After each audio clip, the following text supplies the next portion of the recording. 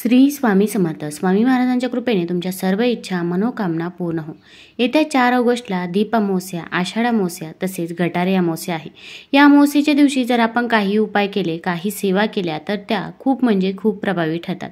या अमावस्येनंतर दुसऱ्या दिवसानंतर श्रावण महिन्याची सुरुवात होते. श्रावण महिना म्हणजे पवित्र महिना मानला जातो. तर आता आपल्याला या अमावस्येच्या दिवशी काही उपाय करायचे आहे. भरपूर वेळा आपल्या आयुष्यामध्ये अनेक अडचणी, संकटे, अडथळे असतात आणि ते काही संपायचं नाव घेत नाही. एक संकट संपलं की दुसरं संकट हे तयार असतं. अशा वेळी काय करावं आणि काय नाही हे देखील सुचत नाही. घरामध्ये आजारपण हे सारखं राहतं.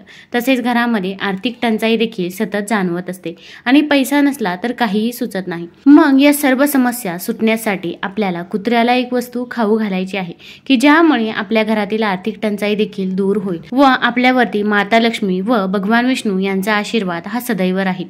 तर आपल्याला दीप अमावस्येच्या दिवशी सकाळी लवकरच उठायचं आहे. अगदी तुम्ही ब्रह्ममुहूर्तावरती उठले तरी पण चालेल.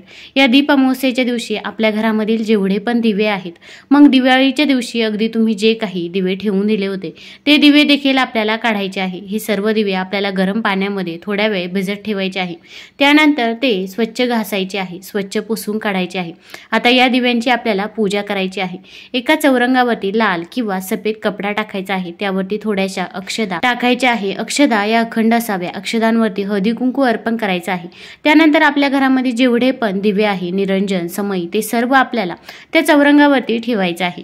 दिव्यांना देखील आपण हळदी कुंकू अर्पण करायचं आहे, फूल वाहायचं आहे.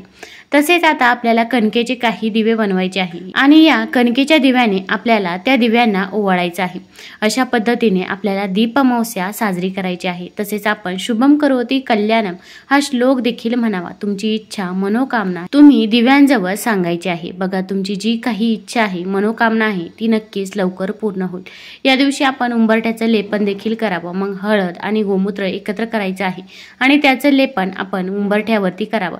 तसेच आपला दरवाजा स्वच्छ पुसून घ्यायचा आहे. त्यावरती देखील आपण हळदीने स्वस्तिक काढायचं आहे. स्वस्तिक हे शुभतेचं आणि मांगल्याचं प्रतीक मानलं जातं. तसेच आंब्याचं तोरण देखील आपल्या दरवाजावरती लावावं. आपण आपल्या घराच्या बाहेर पाणी शिंपडायचं आहे. पाण्यामध्ये थोडीशी हळद टाकायची आहे. तसेच थोडंसं गोमूत्र टाकायचं आहे आणि असं पाणी आपण आपल्या मुख्य दरवाजाच्या बाहेर टाकावं की ज्यामुळे आपल्या घरामध्ये नकारात्मक ऊर्जा येणार नाही. जी काही नकारात्मक ऊर्जा असेल ती घराबाहेरच थांबेल आणि घरामध्ये सकारात्मक ऊर्जेचा संचार होईल. आपलं घर सुशोभित करायचं आहे. आपण एखादं घर सुशोभित बघितलं की आपण देखील त्या घराकडे आकर्षित होत असतो.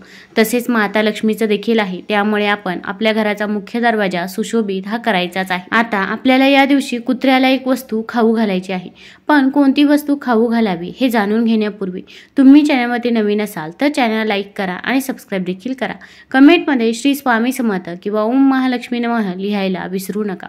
आता आपल्याला या दिवशी काळ्या कुत्र्याला एक वस्तू खाऊ घालायची आहे. तुमच्या इथे जिथे पण काळा कुत्रा असेल तिथे तुम्ही जायचं आहे किंवा काळा कुत्रा नसेल तर काय करावे हे देखील मी तुम्हाला सांगणार आहे. तर आपल्याला हळद घ्यायची आहे. मग तुम्ही हळकुंड बारीक करून हळकुंड मिक्सरमध्ये टाकून ते बारीक करायचे आहे. ती हळद देखील घेऊ शकता किंवा जर ती हळद नसेल तर तुम्ही बाजारातून देखील हळद आणू शकता. त्यानंतर आपल्याला एक चपाती बनवायची आहे. चपातीवरती थोडासा गूळ पसरवायचा आहे. गुळावरती आपल्याला थोडंसं शुद्ध तूप टाकायचं आहे आणि चिमूटभर हळद टाकायची आहे. हळद ही माता लक्ष्मीला आकर्षित करत असते. भगवान विष्णूंना देखील हळद ही अत्यंत प्रिय आहे. तसेच हळद आपला गुरुग्रह देखील बळकट करत असते. आता या चपातीचा रोल बनवायचा आहे आणि ही चपाती घेऊन आपल्याला कुत्र्याजवळ जायचं आहे. काळ्या कुत्र्याला आपण ही चपाती खाऊ घालायची आहे. तसेच तुम्ही गूळ आणि भिजवलेली डाळ देखील कुत्र्याला खाऊ घालू शकता. मग ही डाळ आपल्याला जेव्हा पण कुत्र्याजवळ जायची असेल त्याच्या अगोदर 1 तास भिजत घालायची आहे.